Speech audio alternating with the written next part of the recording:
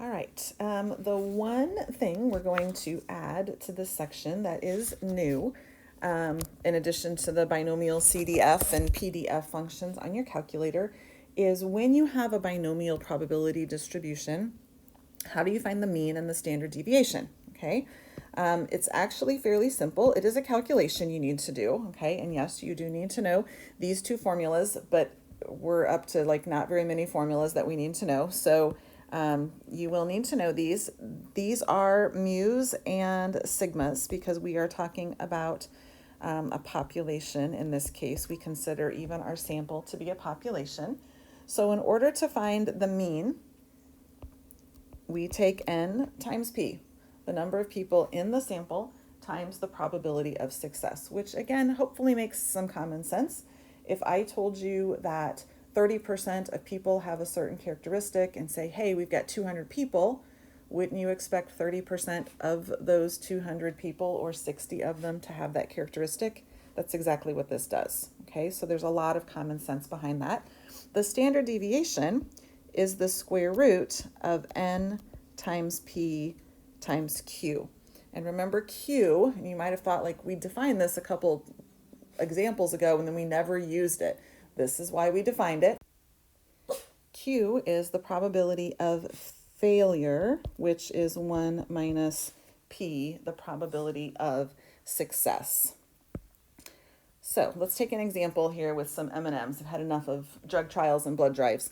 Let's talk about some candy. All right, 15% of all M&Ms are green. Okay, suppose we pick a package of M&Ms at random. Is this a binomial experiment? So again, let's go through those qualifications that we need to look at. Okay, so first and foremost, do we have, turn the pen back on, do we have a success versus a failure? Okay, and yes, we can say we've got green or not. Doesn't matter whether that's blue, yellow, purple, whatever, green or not. And then the second thing, do we have repeated independent trials? And yes, we do. We've got lots of M&Ms in a bag, and what's in one bag has nothing to do with what's in another, etc.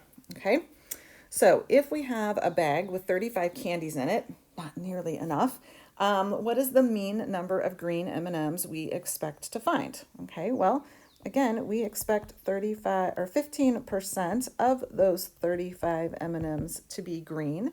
And so we get a value of 5.25. Okay, and again, here's our all important interpretation. Interpret the mean. Okay, so we expect a package of 35 M&Ms to contain about 5 green M&Ms. Okay, if you want to say on average, you can say on average, that's fine. It's okay to say about. Okay, again, we're doing some rounding.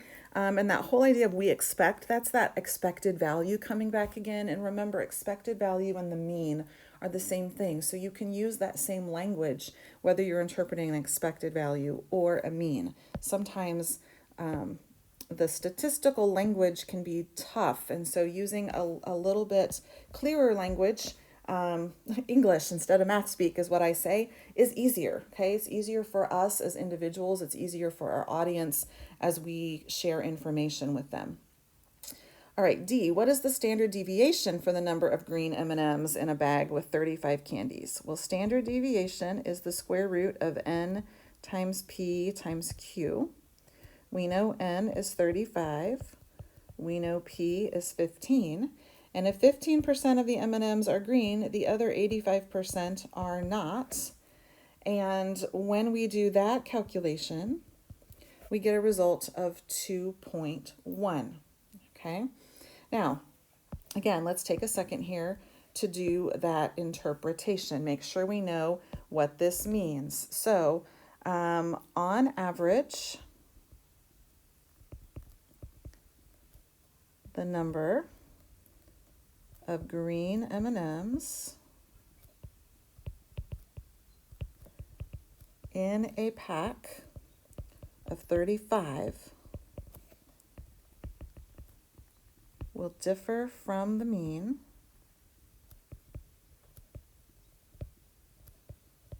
by about 2 green M&Ms. Okay, again, important to say a pack of 35. You can't just say the number of green M&Ms differs from the mean by about 2. In what? Like a big, huge vat? Okay, or in this, your handful in a package of a 2-pound pack, and you gotta be specific, okay? Because it's going to vary a lot more from the mean, the more and more and more you have. That should hopefully make a little bit more sense, okay? All right, so F, G, and H. So find the probability a bag with 35 candies contains more than 5 green M&Ms. So now we're back to what we've been doing in the last couple examples. So we want to find the probability that X is more than, strictly greater than 5. More than 5 means 6, 7, 8, 9, all the way up to 35. Okay, this is again one of those scenarios we don't want to add up 6 to 35 M&Ms are green. What we'd like to do is take 1 minus the smaller number that we don't want to be green, because again, our calculators, except with exception of you Inspire people, our calculators start at 0 and add from there. So what we want to do is 1 minus the probability that X is less than or equal to what number? Well, bigger than 5 means 6, 7, 8, etc. So we don't want 0 through 5. Okay, so what we're going to do is subtract off the probability that X is less than or equal to 5.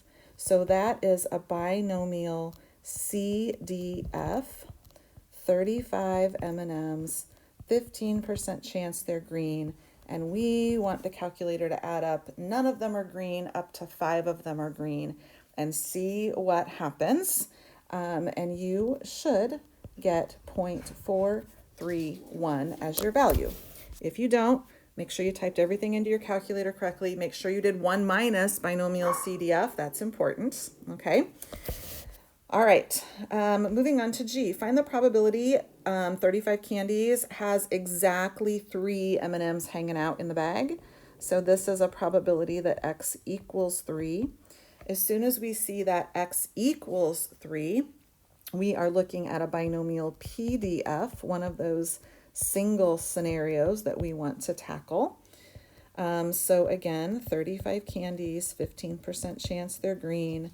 We want 3 of them to be green. Probability of 0.122, or about 12.2%. And then last but not least, find the probability a bag with 35 candies contains no more than 3. No more than 3 is a maximum of 3.